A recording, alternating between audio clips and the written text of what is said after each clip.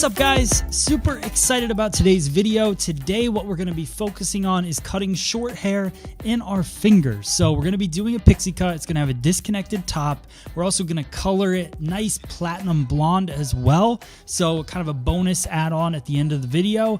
So what I'm doing right now is finding my sections, because you want to make sure that you don't have the section too wide on the top. You want to make sure that's going to fall right. So what I do is I look for the parietal ridge. I go a little bit below it so it sits a little heavier, and then I follow that back to the high point or the mid crown area. I go across the top, and then I'm going to create a second section right in the crown area. It's going to be diagonal back for the first line coming off the parietal ridge, and then I go down to just above the occipital bone. I go straight across from there, and then I go back up. So I'm basically creating almost like a triangle or a piece of pizza with the tip of it bit off, right? So I don't want to have a complete triangle because I'm going to use that as I like having that horizontal line in there to separate it. But we're going to be going on the sides first. We're going to be cutting that diagonal back on both sides, so you can see there.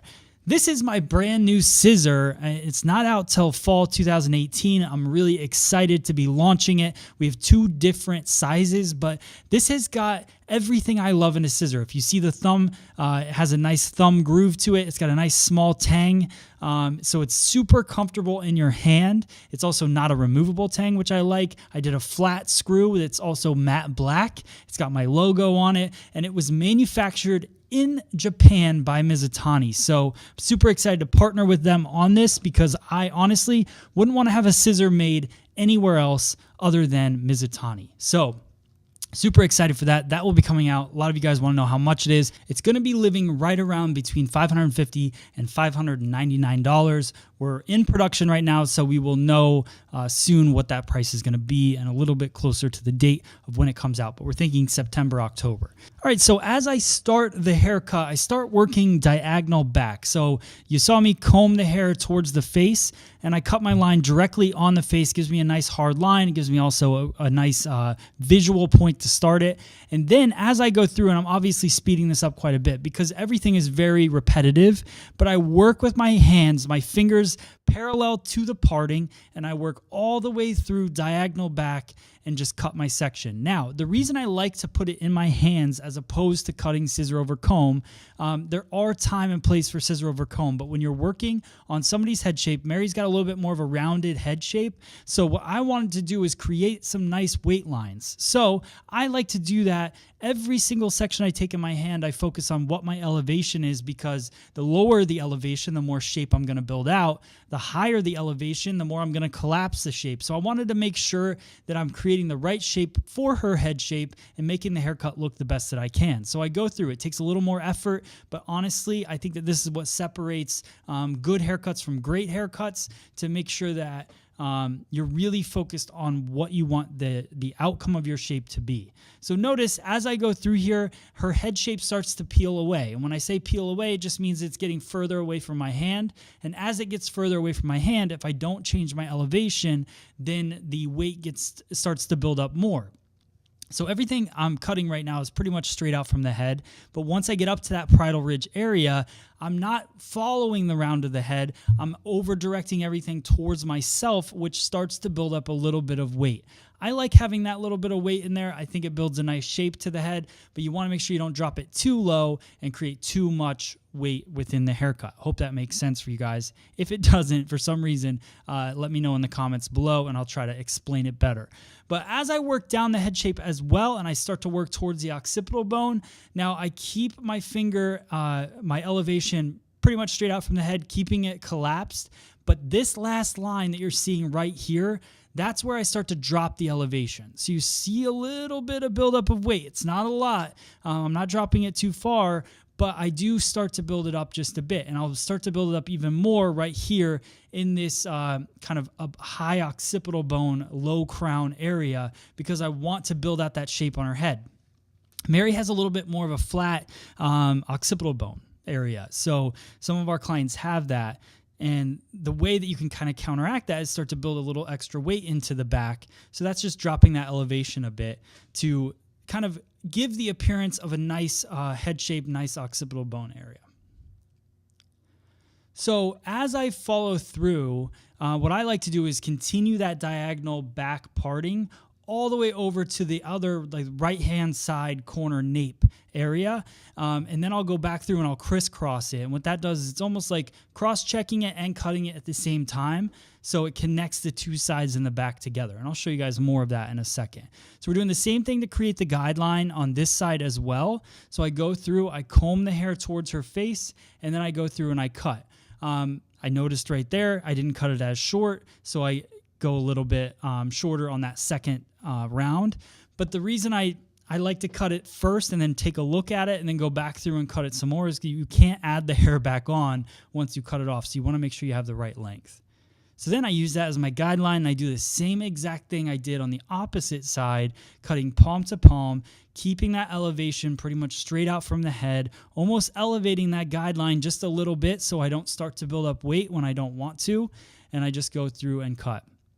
The scissor that I'm using obviously is the scissor that I showed you at the beginning. It's the scissor that I've been creating and working on with Mizutani. But the thing I like about this scissor, it's a 5-inch scissor, which isn't something I was normally used to working with, but I wanted to start working with a smaller scissor because of the fact that when you're cutting precise haircuts, you don't want to push the hair. And the longer the blade on your scissor, the more push it's going to give to the hair, no matter what. There's definitely sharper blades that you can get to help with that, but for the most part, the shorter the blade, the more precise you're going to get with the cut, because there's no reason to cut 6 inches of hair at the same time. So we're making a 5-inch scissor, which is the one I'm using, and also a 5.5-inch for those of you that want something a little bit longer. Also, if you want to do scissor over comb work, you can do it a little bit better with a 5.5-inch. So we're making both, but I'm really loving using this 5-inch scissor for the purpose of precision cutting.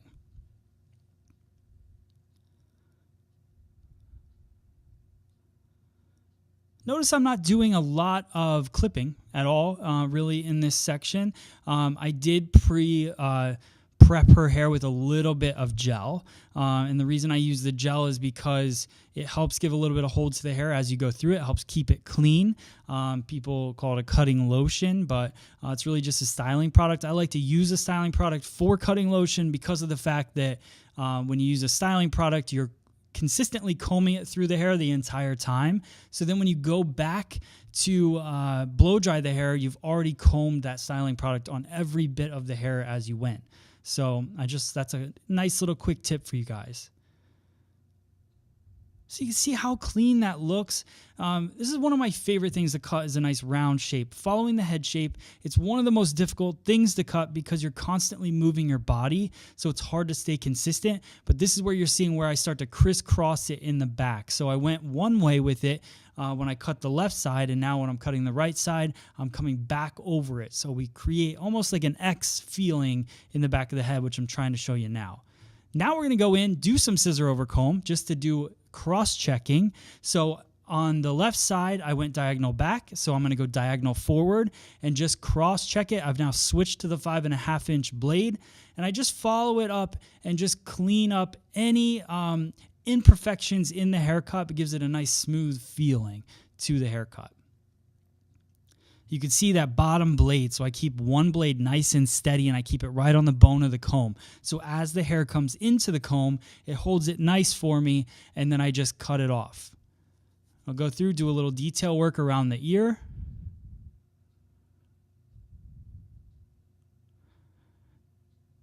Now, I would definitely challenge you guys to use your scissor more, especially around the ear and doing this detail work. But if you really want to, you could use a trimmer as well. I just think there's a little bit more of an organic feel when you use a scissor for this stuff. I'm just cleaning up the neckline. I wanted to keep everything very natural around her hairline as well. There's no reason for me, it's not my style to create nice hard lines in the hairline. I wanted something nice and soft. Plus, we're going to be blonding her hair, so it's already going to have some kind of built-in texture and movement to it, so I didn't want to make it too sharp looking in there. It's just, again, not my style. Using that steady blade to go around the ear, that's a nice quick tip for you guys. If you just pull the ear down and you use the steady blade along the ear, you can cut that nice line around it.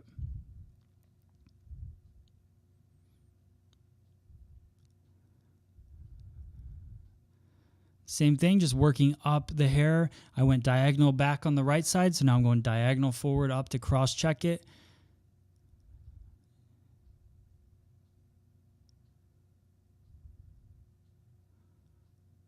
So you can see this buildup that I already started. And I talked about Mary doesn't have a real strong occipital bone. Well, now we're really going to build it in with our sectioning here. So I'm going to go vertical with everything. The reason I'm choosing vertical is because it allows me to work more with my elevation.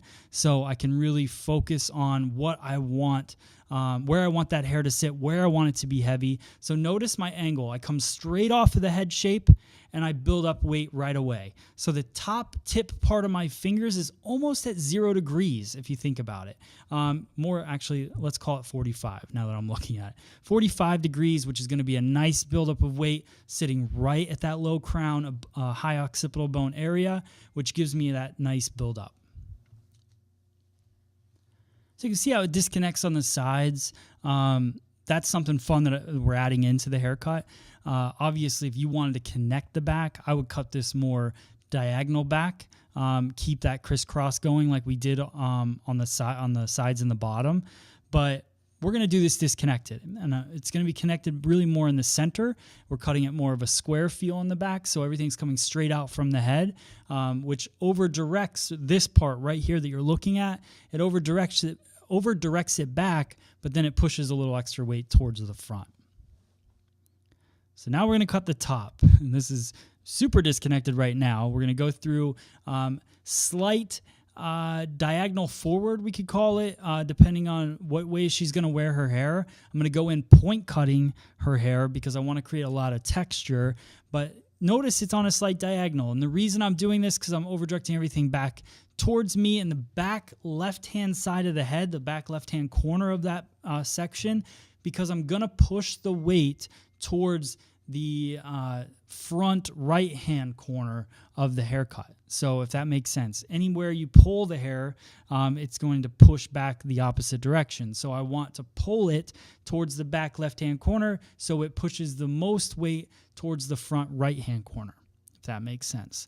So pulling it back, doing a lot of point cutting in there, and then what I'm going to do is I'm going to blow dry her hair, and then after I finish it, we're going to do even more cutting. So don't be too freaked out about how disconnected it is right now. We're going to do some more techniques to take it a little bit shorter. So I'm using the Paul Mitchell the new Neuro blow dryer. I'm also using the Ergo diamond head paddle brush. It's a tiny paddle brush. It's one of my favorite brushes that I've ever used because I love a paddle brush more than anybody, I think, but a tiny paddle brush is even more perfect because I love it when I'm doing short hair like this. Then I go in with the Paul Mitchell Neuro iron and then polish it off again with another pass of the blow dryer. Now, I like to switch up my tools, create different textures, so we're going to go in with the Donald Scott Twist razor to create a more shattered appearance of this top portion of the haircut.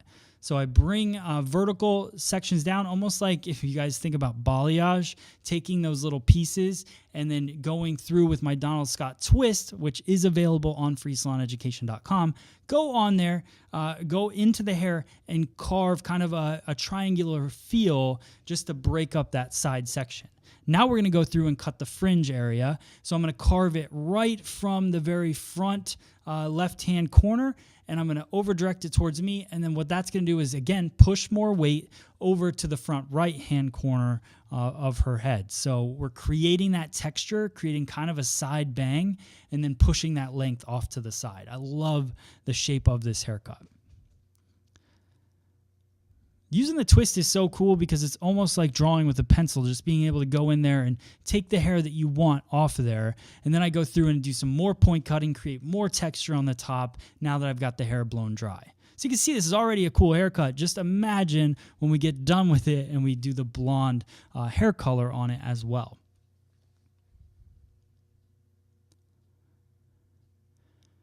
So I'm going to give you guys a quick preview of the blonde hair color. So it's going to be a 1-minute quick video. I used a Joico lightener to do it. I'm going to give you guys the full video of it as well coming up, but I just wanted to give you guys a preview. There's not much to really talk about except for the fact that I used this Joico Vero Light lightener.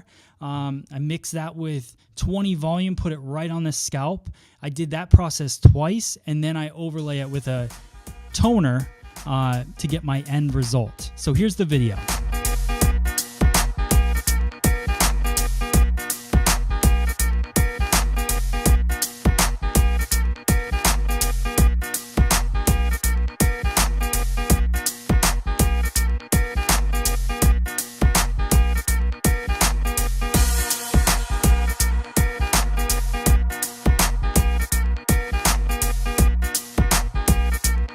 Guys, then I go in with an A9 light ash blonde from Joico. It's their Vero K-Pack color, and I tone it.